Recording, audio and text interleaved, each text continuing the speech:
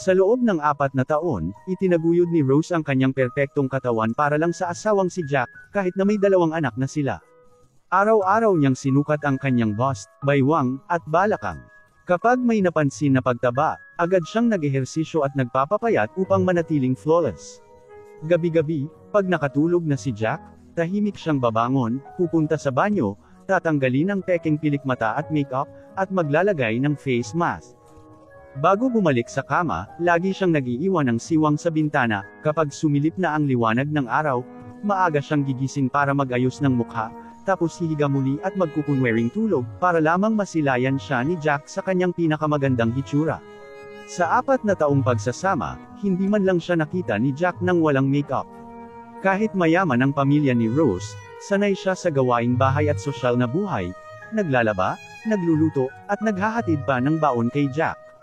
Araw-araw, sinasamahan niya ito sa mga comedy gig, nakatingin ng may paghanga mula sa audience at tinitiyak na maalala niya ang mga detalye para sa pagpapabuti ng performance ni Jack. Ngunit kahit sa ganito, nagsawa rin si Jack, at sinisisi siya sa mga palpak na show. Pag-uwi nag-impake si Jack ng Lolita, at iniwan siyang walang kahit piso para habulin.